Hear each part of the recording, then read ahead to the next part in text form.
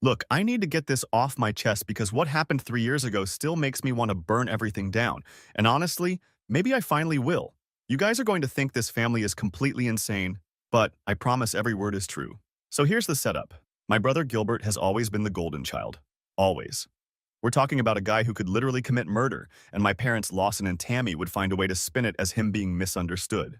Meanwhile, I'm the family disappointment who apparently can't do anything right, even though I've got a stable job, own my house, and take care of my special needs son Peter without asking them for anything. 3 years ago, everything went to absolute hell. Gilbert's wife Bryn got diagnosed with breast cancer. Stage 2, needed surgery and chemo, the whole nightmare.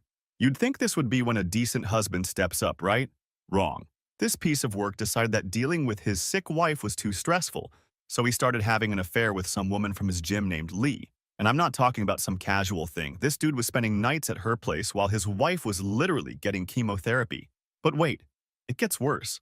Lee ended up pregnant. While Bryn is fighting for her life, this woman is carrying my brother's kid, and everyone in the family knew about it. Not me, though. I was completely in the dark because apparently I'm not trustworthy enough for family secrets. Here's where my parents really showed their true colors. Instead of being horrified that their son was cheating on his cancer-stricken wife, they were thrilled. My mom Tammy kept going on about how Gilbert deserved to be happy and how Lee was such a blessing in his life. My dad Lawson actually said the affair was probably the best thing that ever happened to Gilbert because now he'd have a reason to start fresh. They bought them a house, an actual house. Down payment, closing costs, the whole thing. A 4-bedroom colonial in the nice part of town because their future grandchild needed a proper home. Meanwhile, Bryn is staying with her sister because Gilbert kicked her out of their apartment so Lee could move in. Now here's the part that really gets me. My son Peter has autism and ADHD. He's 8 years old and he's the most amazing kid you'll ever meet. But he needs occupational therapy and speech therapy to help him develop. The sessions cost about $800 a month after insurance, and my ex-wife and I were splitting it. But she moved across the country for work and stopped contributing. I was managing, but it was tight. I made the mistake of asking my parents if they could help with Peter's therapy costs, just temporarily, until I figured something else out. You want to know what they said? My mom looked me dead in the eye and said, why should they waste money on a kid who'll never be normal anyway? She said Peter was already broken like me, and they weren't throwing good money after bad. Then she really went for the throat. She said Gilbert makes beautiful, smart children, but I made a kid who's never going to amount to anything and will probably live in my basement forever. My dad laughed.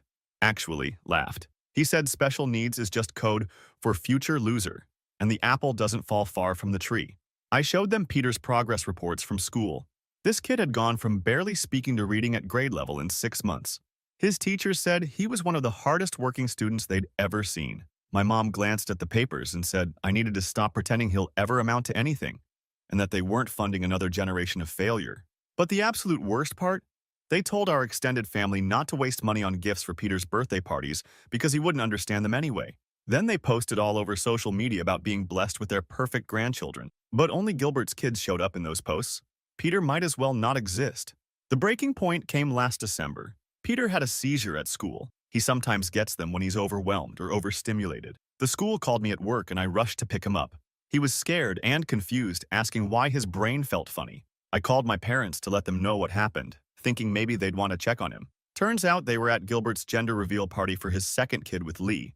My dad texted me back saying my defective kid was having issues again and I should handle it myself because they were busy celebrating real grandchildren. That's when I knew exactly who these people really were. I texted back that my child was perfect, but thanks for showing their true colors. Now here's what they don't know. I'm not some doormat who's just going to take this forever. See, I've been planning something for 3 years now. Every insult, every cruel comment, every time they chose Gilbert over Peter, I've been building toward this moment. They think I'm the family failure who just takes whatever they dish out, but they have no idea what's coming. I've been working extra shifts, saving money, and setting things up. See, my parents are getting older and they've made some interesting financial decisions over the years. They remortgaged their house twice to pay for Gilbert's lifestyle. First, the down payment on his house, then his wedding to Lee, then another loan when Gilbert's business started failing. They're living paycheck to paycheck, but they keep up appearances. Gilbert isn't doing much better. His gym partnership fell apart. Lee's been spending money like crazy, and they got 2 kids now with another on the way. That house my parents bought them, they can barely afford the utilities and property taxes. But here's the thing none of them realize yet. I know exactly where they're vulnerable, and I know exactly how to make them understand what it feels like to be helpless.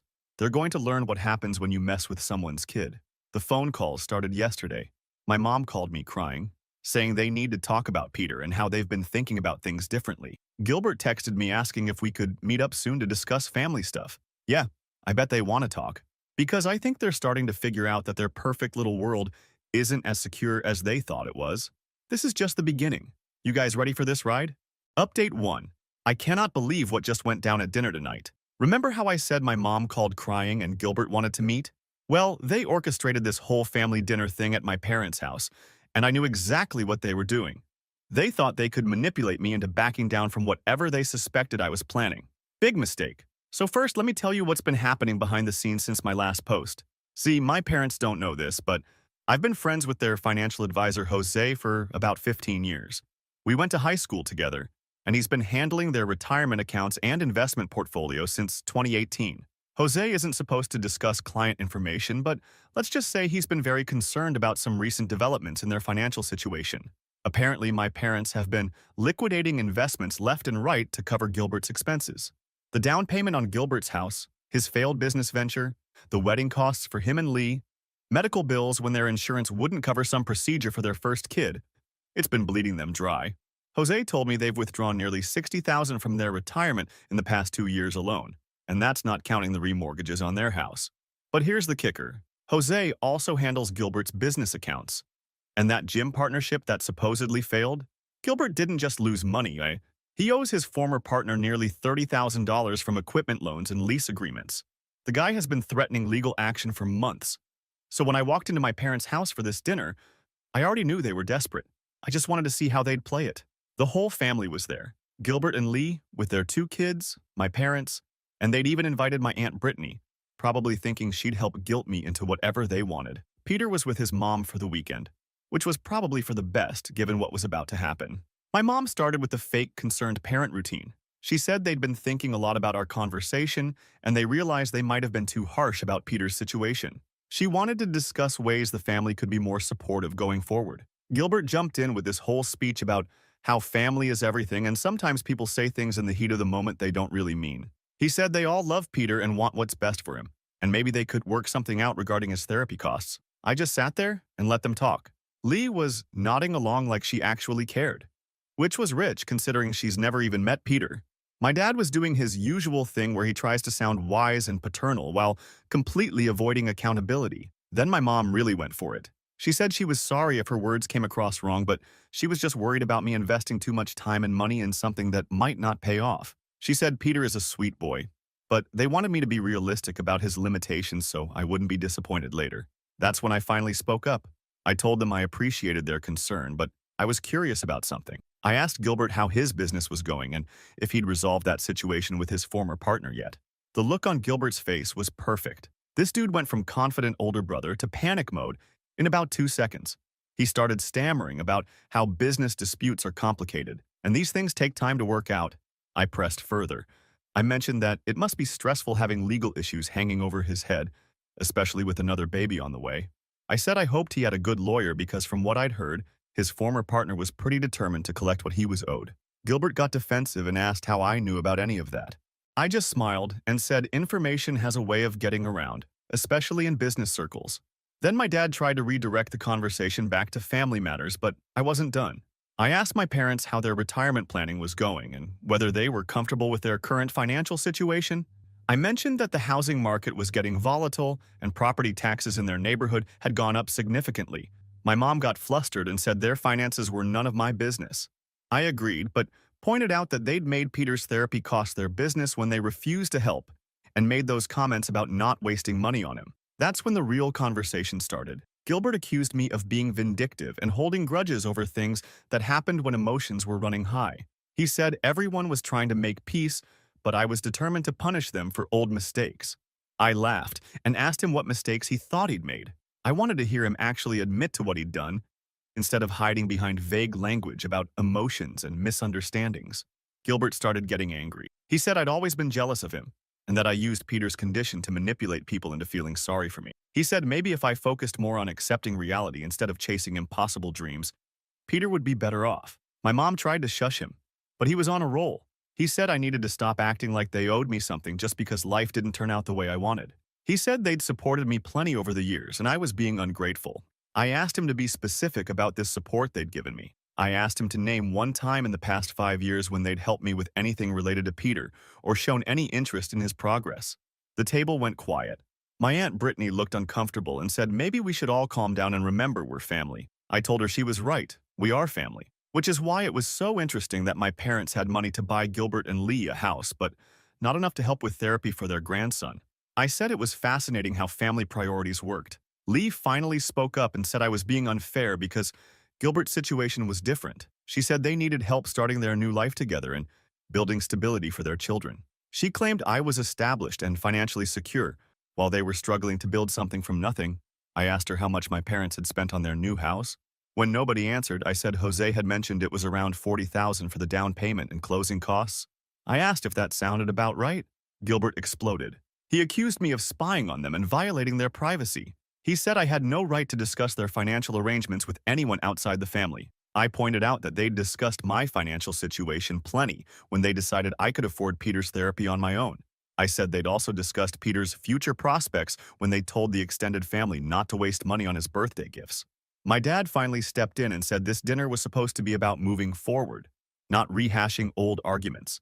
He said if I wanted to be part of this family, I needed to stop keeping score and start acting like an adult. I stood up and thanked them for the dinner. I said I'd learned everything I needed to know about their priorities and their definition of family.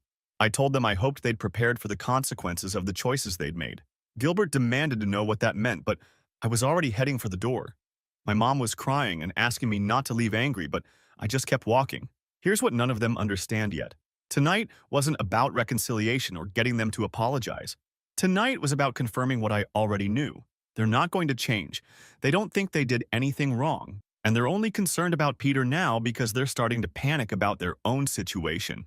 But the real fun is just getting started. See, Jose isn't the only person I've been talking to. Gilbert's former business partner has been very interested in my perspective on Gilbert's financial capacity to pay what he owes. And my parents' mortgage company has been asking some very pointed questions about the income documentation they provided for their recent refinancing. Tomorrow, I'm meeting with someone who's going to help me take this to the next level. These people want to play family games while treating my son like garbage? They're about to learn what happens when you underestimate the wrong person. Stay tuned, because Update 2 is going to be wild. Update 2. Okay guys, I promised you this update would be wild, and I was not exaggerating. The past week has been absolutely insane, and my family is starting to realize they messed with the wrong person.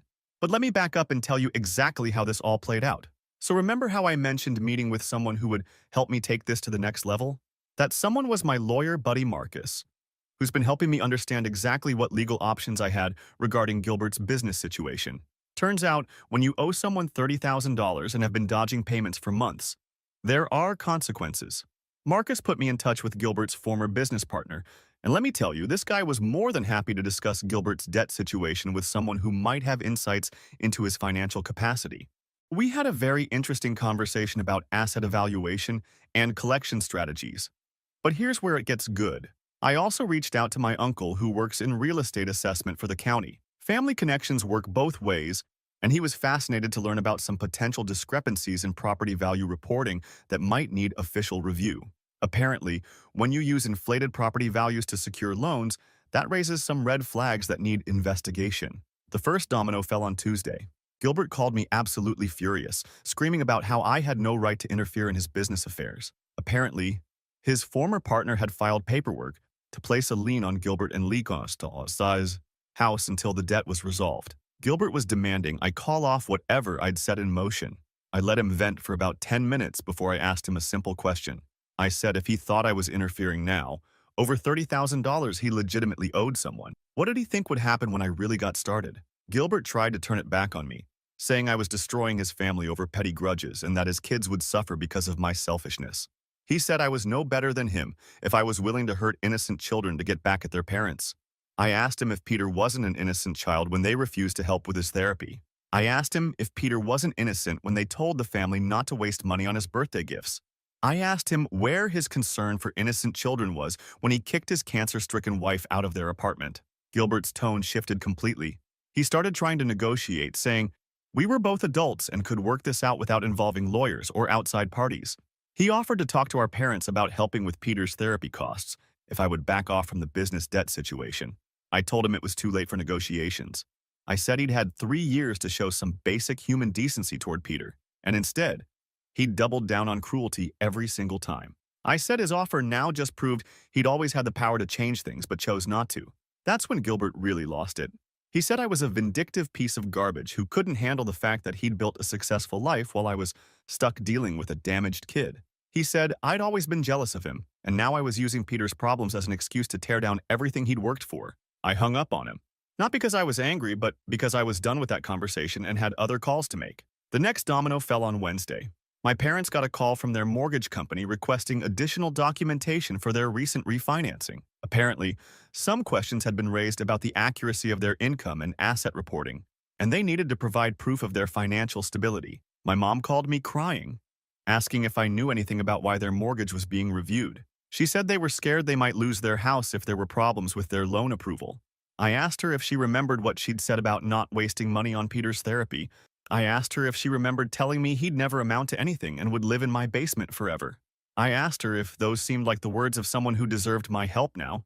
My mom started sobbing, saying she knew she'd said hurtful things, but she was just worried about me setting unrealistic expectations. She said she never meant to make me feel like they didn't love Peter, and she was sorry if it came across that way. I told her that sorry wasn't enough. I said she'd shown Peter exactly how much she valued him when she chose to buy Gilbert a house instead of helping with therapy. I said actions speak louder than words, and her actions had been crystal clear. She begged me to help them figure out what was happening with their mortgage. She said they couldn't afford to lose their house and didn't understand why these questions were being raised now. I told her to ask Gilbert. I said since he was the one who'd benefited from their financial decisions, maybe he could help them deal with the consequences. Thursday was when things got really interesting. Lee called me, which was unexpected since we'd never actually spoken one-on-one before.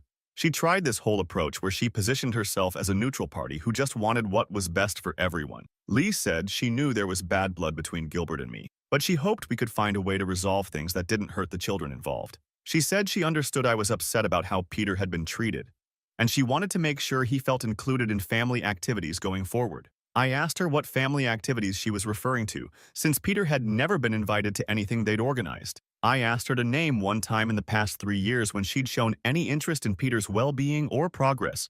Lee got defensive and said she'd been focused on building her own family, but that didn't mean she didn't care about Peter. She said she was willing to make more of an effort if it would help resolve the current situation. I told her the current situation had nothing to do with future family activities and everything to do with past consequences. I said she'd stood by and watched my parents fund her lifestyle while refusing to help with Peter's therapy, and now she wanted to negotiate her way out of the results. Lee tried a different approach. She said Gilbert's business problems were affecting their ability to provide for their children, and whatever point I was trying to make had been made. She asked what it would take for me to back off and let them rebuild their lives. I told her that was an interesting question coming from someone who'd never had to rebuild anything. I said she'd walked into a ready-made life funded by my parents' retirement money while Peter went without the therapy he needed. Lee got angry and said I was punishing her for Gilbert's past mistakes. She said she'd never done anything directly to hurt Peter and didn't deserve to have her family destroyed over something she wasn't involved in. I laughed and asked her if she thought Peter deserved to be called broken and defective by his own grandparents. I asked her if she thought he deserved to be excluded from family celebrations while her children were celebrated as perfect. By Friday, the pressure was really showing. My dad called me, and for the first time in my adult life, he sounded genuinely scared. He said they'd gotten notice that their property assessment was being reviewed, and their mortgage company was threatening to call in their loan if they couldn't provide satisfactory documentation of their financial stability. My dad asked me directly if I was behind what was happening to them. He said if I had issues with how they'd handled things with Peter, we should deal with it as adults instead of involving outside parties. I told him we'd tried dealing with it as adults for 3 years.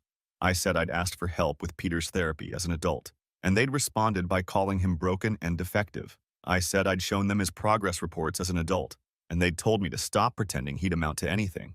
My dad tried to justify their position by saying they'd been trying to protect me from disappointment. He said they'd seen too many families pour money into special needs programs without seeing real results, and they didn't want me to go through that heartbreak. I asked him if buying Gilbert a house was protecting anyone from heartbreak. I asked him if funding Gilbert's affair while his wife had cancer was a sound financial decision based on realistic expectations. My dad got quiet for a long time. When he finally spoke, he asked what I wanted from them. He said if this was about money for Peter's therapy, they could work something out now that they understood how important it was to me. I told him it wasn't about the money anymore. I said it was about the principle of treating Peter like he mattered, and they'd proven they couldn't do that even when it cost them nothing. My dad said they'd learned their lesson and would do better going forward. He said families should stick together through difficult times, and this was exactly the kind of situation where we needed to support each other. I asked him where that philosophy was when Peter needed support.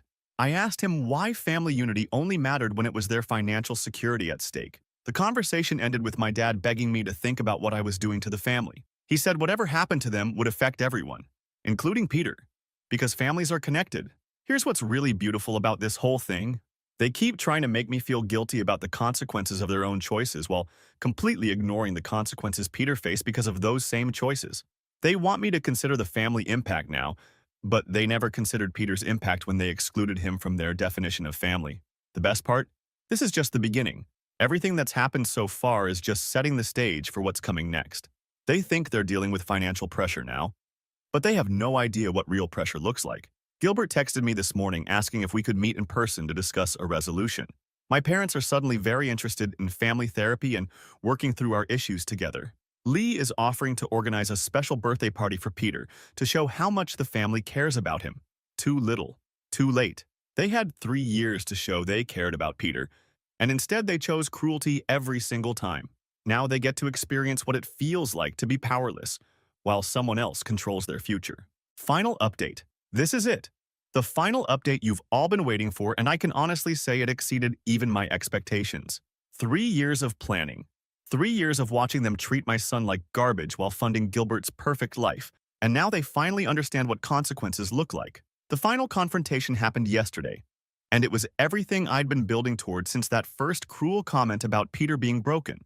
It started when Gilbert showed up at my house unannounced. This was strategic on his part. He knew I wouldn't make a scene in front of Peter, who was playing in the backyard. Gilbert looked like he hadn't slept in days, which made sense considering what had been happening to their finances. Gilbert tried to start with the concerned brother routine, saying he was worried about how this family conflict was affecting everyone, especially the kids. He said Peter deserved to grow up with his cousins and extended family, and our personal issues shouldn't impact those relationships. I asked him where that concern was when he told our parents not to waste money on Peter's birthday gifts. I asked him where his worry about family relationships was when he called Peter damaged and defective. Gilbert said those were private conversations that happened during stressful times, and he never meant for them to define how Peter was treated by the family. He claimed he'd always cared about Peter but hadn't known how to express it properly. I told him that was interesting, because I'd been documenting every interaction our family had regarding Peter for the past 3 years. Every cruel comment, every excluded invitation, every time they chose to fund his lifestyle instead of helping with therapy costs. I said I had records of everything. Gilbert's demeanor shifted completely. He asked what I wanted from him, and whether there was any way to resolve this situation that didn't destroy both our families. He said his kids were innocent and didn't deserve to suffer because of mistakes their parents made. I asked him if Peter was innocent when they called him a future loser who would live in my basement forever. I asked him if Peter deserved to suffer because of the mistakes his father made in expecting basic human decency from his family. That's when Gilbert finally showed his true colors again. He said I was being unreasonable and vindictive, and that I was using Peter's condition as a weapon to manipulate everyone's emotions. He said normal families work through their problems instead of trying to destroy each other financially. I asked him to define normal families for me. I asked him if normal families have affairs while their wives battle cancer. I asked him if normal families kick out sick spouses so mistresses can move in. Gilbert got angry and said his marriage situation was complicated, and I had no right to judge decisions I didn't understand. He said Bryn had become distant and cold during her treatment, and he needed emotional support that she couldn't provide. I asked him if Peter had been distant and cold when he needed therapy. I asked him what emotional support my 8-year-old son had received when his own grandparents called him broken. The conversation was interrupted when my parents arrived. Apparently, Gilbert had texted them that he was at my house trying to work things out. My mom was carrying a wrapped gift for Peter, and my dad had a folder of paperwork. My mom immediately started crying and saying she'd brought Peter a special present to show how much she loved him. She said she'd been thinking about our conversations and realized she'd said hurtful things she didn't mean. She wanted to make it right. I asked her what had changed in the past week to suddenly make her realize Peter mattered. I asked her if it was the mortgage company, questioning their financial stability, that opened her eyes to his value. My dad interrupted with the paperwork, saying they'd been working with their financial advisor to figure out how they could help with Peter's therapy costs going forward. He said they'd restructured some investments and could contribute $500 a month starting immediately. I looked at the papers. They were bank statements showing they'd liquidated their remaining retirement investments to free up cash. They'd basically emptied their savings accounts to try to bargain their way out of this situation. I told them it was fascinating that they'd suddenly found money for Peter after 3 years of claiming they couldn't afford to help. I asked them what had made them so generous all of a sudden. My mom said they'd realized they'd been wrong about Peter's potential and wanted to support his development properly. She said families make mistakes, but they also learn and grow from them. I asked her if she'd learned and grown when she told relatives not to waste money on Peter's birthday gifts. I asked her what kind of growth led to excluding him from family photos and social media posts about grandchildren. My dad tried to take control of the conversation by saying we were all adults who could move past previous misunderstandings if everyone was willing to compromise. He said he'd spoken with Gilbert about the business debt situation, and they were prepared to help him resolve that as well. I asked him how they planned to help Gilbert when they'd just emptied their savings accounts. I asked him what they would use to make their mortgage payments if their loan was called in due to financial instability. The look that passed between my parents and Gilbert was priceless. They realized I knew exactly how precarious their financial situation had become.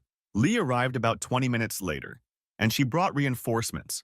My Aunt Brittany and two of Gilbert's friends who were supposed to be character witnesses or something. This was their final desperate play to overwhelm me with people pleading Gilbert's case. Lee immediately went into full manipulation mode, talking about how their children would be homeless if Gilbert's business debt couldn't be resolved. She said I was punishing innocent babies for their father's past mistakes. I asked her if Peter was an innocent baby when she moved into a house bought with money that could have paid for years of his therapy. I asked her what mistakes she thought Gilbert had made, since she seemed to be admitting he'd done something wrong. Lee said Gilbert had made errors in judgment during a difficult time in his previous marriage, but that didn't justify destroying the life they'd built together. She said their children deserved stability and security. I told her that was exactly what Peter deserved 3 years ago. But nobody in this room had cared about his stability and security when there was a choice between helping him or funding her new life with Gilbert. My Aunt Brittany tried to play peacemaker by saying everyone had said and done things they regretted. But family meant forgiving each other and moving forward together. She said Peter needed his extended family in his life. I asked her where Peter's extended family was when our parents told everyone he wasn't worth spending money on. I asked her why she'd never once reached out to check on his progress or attend any of his school events. Gilbert's friends tried to vouch for his character, saying he was a good father who'd made some poor choices but was trying to do better now. They said everyone deserved a second chance. I asked them if they'd give Peter a second chance to have grandparents who didn't call him defective. I asked them if Peter deserved a second chance to be treated like he mattered to his family. That's when the real desperation started showing. My dad offered to sign over partial ownership of their house to help secure Gilbert's debt payments. My mom said she'd take out a personal loan against their remaining assets to fund Peter's therapy through high school. Gilbert offered to publicly apologize to Peter and make sure he was included in all future family events. Lee said she'd organize special outings just for Peter to show how much the family valued him. I asked them why these solutions were only appearing now, when their own financial security was threatened. I asked them why Peter's value to the family seemed directly connected to their need for my mercy. My mom broke down completely and admitted that they'd been wrong about everything. She said she'd let her fears about Peter's future cloud her judgment, and she'd said terrible things because she was scared of seeing me disappointed if his progress plateaued. I asked her if she thought Peter felt disappointed when his grandmother called him broken. I asked her if she thought he felt scared when his family excluded him from celebrations and gatherings. My dad tried one final approach, saying that revenge wouldn't heal the hurt Peter had experienced, but building better relationships going forward could give him the family support he deserved. I told him he was absolutely right that revenge wouldn't heal Peter's hurt, but it would ensure that the people who caused that hurt faced appropriate consequences for their choices. I stood up and told them they had 15 minutes to leave my property. I said their sudden concern for Peter was directly proportional to their panic about their own situations, and that told me everything I needed to know about their priorities. Gilbert asked what would happen if they couldn't resolve their financial problems. He asked if I was really prepared to watch the family lose everything over words that were said in anger years ago. I told him those weren't words said in anger. They were deliberate, repeated choices to treat Peter as less valuable than Gilbert's other children. I said they'd had 3 years to show basic human decency, and they'd chosen cruelty every single time. My mom made one last desperate plea, saying she'd do anything to fix this and prove how much she loved Peter. She said she'd been a terrible grandmother, but she could learn to be better if I gave her the chance. I told her the chance to be better was 3 years ago when Peter needed her support. I said the chance to prove her love was when she chose Gilbert's down payment over Peter's therapy. I said she'd already shown me who she was, and I believed her. They left, and I haven't heard from any of them since. Here's the beautiful ending to this whole story. Gilbert's house is being foreclosed on because he can't make the debt payments and the lien prevents him from refinancing. My parents' mortgage was called in because their financial review revealed they'd misrepresented their income stability and they can't qualify for refinancing without the assets they liquidated. Lee is apparently staying with her mother because she can't afford rent anywhere else with 2 kids and another baby on the way. Gilbert is working at some retail job because his reputation in the fitness industry is destroyed after his business partner started telling people about the debt situation. My parents are moving into a senior apartment complex because they can't afford their house payments anymore. My dad's retirement pension covers their basic expenses, but the lifestyle they maintained by constantly refinancing their equity is over. And here's the most satisfying part. Peter is thriving. His therapy is fully covered now because I got him qualified for a special education assistance program that provides comprehensive support. His reading scores are above grade level, his social skills are developing beautifully, and he's one of the happiest kids you'll ever meet. Yesterday, he asked me why Grandma and Grandpa don't visit anymore. I told him that some people only want to be around when everything is easy, but the people who really love him will be there no matter what. He said that's okay because he has me, and that's enough. He's right. It is enough. My family chose Gilbert's happiness over Peter's basic needs for 3 years. They called my son broken, defective, and worthless while funding a perfect life for children they considered superior. Now they know what it feels like to be powerless while someone else controls their future. Now they understand what it's like to beg for help and be told they don't deserve it. They wanted to show me that Peter would never amount to anything. Instead, they showed me that they never amounted to much as human beings. My child is perfect exactly as he is. But thanks for finally showing your true colors.